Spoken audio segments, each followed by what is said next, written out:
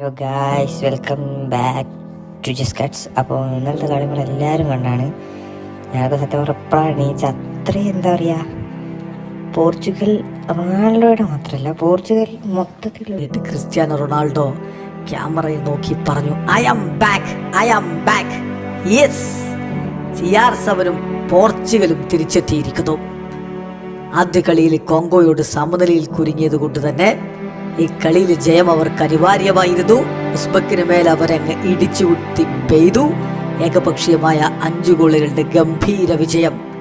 Cristiano റൊണാൾഡോയിൽ നിന്ന് 1 goal ആരാധകർ ആഗ്രഹിച്ചിരുന്നു. ഇരട്ട ഗോളുകൾ അദ്ദേഹം ആരാധകർക്ക് സമ്മാനിച്ചിരിക്കുന്നു. കാത്തിരുന്ന ഹാട്രിക് പക്ഷേ അവസാന നിമിഷത്തിലും അവസരമുണ്ടായിട്ടും സംഭവിച്ചില്ല എന്ന് മാത്രം. പക്ഷേ ക്രിസ്ത്യാനോ റൊണാൾഡോയും സംഘവും മികച്ച വിജയം നേടുമ്പോൾ ആരാധകർക്ക് വലിയൊരു ആശ്വാസമാണ്. അടുത്ത കളി കൊളംബിയക്കെതിരെയാണ്.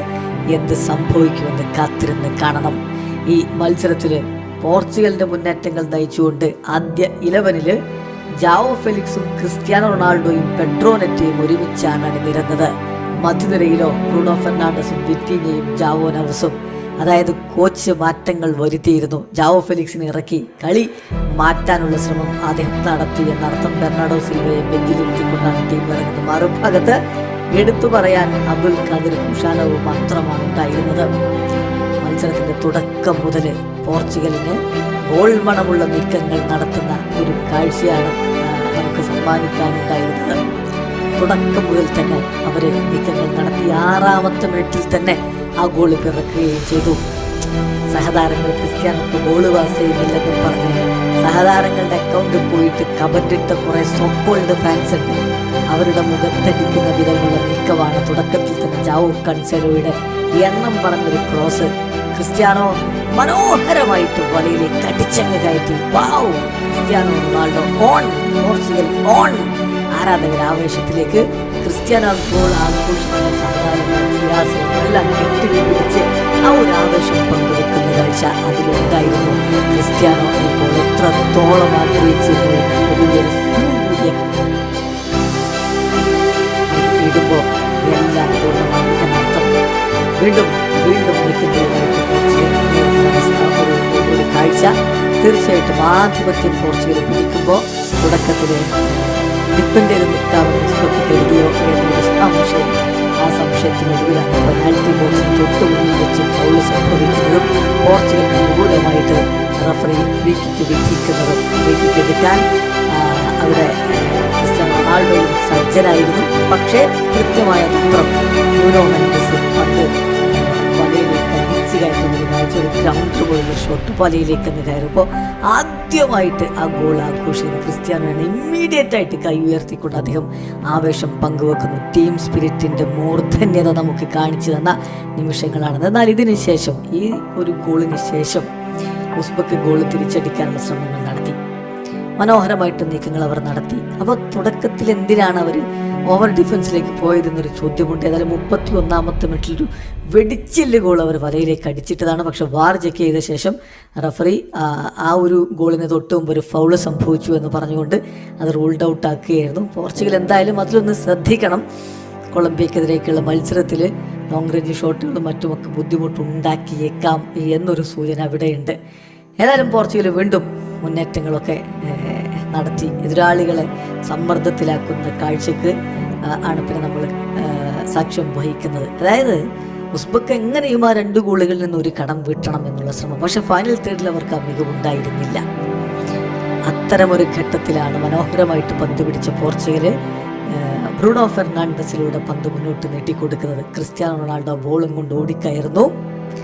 ഗോൾ കീപ്പർ മുന്നിൽ നിൽക്കവേ വളരെ അനായാസം അദ്ദേഹം പന്ത് വലയിലേക്ക് അങ്ങ് ഉരുട്ടി വിടുന്ന കാഴ്ച. ഗോൾ കീപ്പർ അത് ക്ലോസ് ഡൗൺ ചെയ്യാൻ വേണ്ടിയിട്ട് ഫസ്റ്റ് പോസ്റ്റിലേക്ക് വരാൻ ശ്രമിക്കുമ്പോഴാണ് CR7 വളരെ കാവായിട്ട് മറുഭാഗത്തെ പോസ്റ്റിലേക്ക് അദ്ദേഹം ബോളങ്ങ് ഉരുട്ടി വിടുന്നു.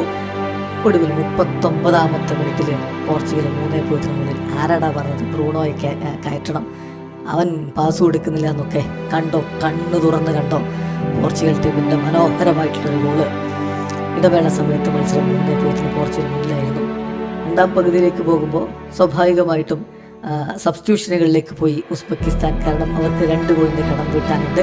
പോർച്ചുഗലാവട്ടെ ജാവോ കൺസിലേക്ക് പകരം സെമേഡോയെ കളത്തിലേക്ക് വിട്ടു. പെഡ്രോ നെറ്റോയെ പിൻവലിച്ച് ഫ്രാൻസിസ്കോ കോൺസിസാവോയെ കൊണ്ടുവന്നു. കളി ഒന്നുകൂടി വേഗത്തിലാക്കാനുള്ള ശ്രമമാണ് പോർച്ചുഗൽ ഇവിടെ നടത്തിയത് എന്നത് വ്യക്തമാണ്. പക്ഷേ കമ്പാരിറ്റീവ്ലി സ്ലോ ആയിട്ടാണ് പോർച്ചുഗൽ കളിച്ചത്, അത് സമ്മതിക്കണം. ഇത് 5 ഗോളെന്ന് പറയുമ്പോഴും ഒരു ഭാഗത്ത് ഫിഫ റാങ്കിങ്ങിൽ 54-ാം സ്ഥാനമുള്ള ഉസ്ബെക്കാണെന്നത് നമ്മൾ മറക്കണ്ട. അപ്പം ഒരല്പം സ്ലോ ആയി പോയിരുന്നു പോർച്ചുഗലിൻ്റെ ചില നീക്കങ്ങളെങ്കിലും എന്നുള്ളൊരു യാഥാർത്ഥ്യമാണ്. എങ്കിലും അത്തരമൊരു സന്ദർഭത്തിലാണ് ആ ഒരു ഓൺ ഗോൾ നിറക്കുന്നത്. നെമാറ്റോവിൻ്റെ ദേഹത്തുകൊണ്ട് അദ്ദേഹം അത് ക്ലിയർ ചെയ്യാൻ വേണ്ടി ശ്രമിച്ചാണ്, പക്ഷെ ദേഹത്തുകൊണ്ട് അത് ഉസ്ബെക്കിൻ്റെ വലയിലേക്ക് കയറി. 60-ാമത്തെ മിനിറ്റിൽ പോർച്ചുഗൽ 4-0 പിന്നീട് പോർച്ചുഗൽ വീണ്ടും മാറ്റങ്ങൾ വരുന്നു. ജാവോ ഫെലിക്സിന് പകരം ട്രിങ്കാവോയെ കൊണ്ടുവന്നു.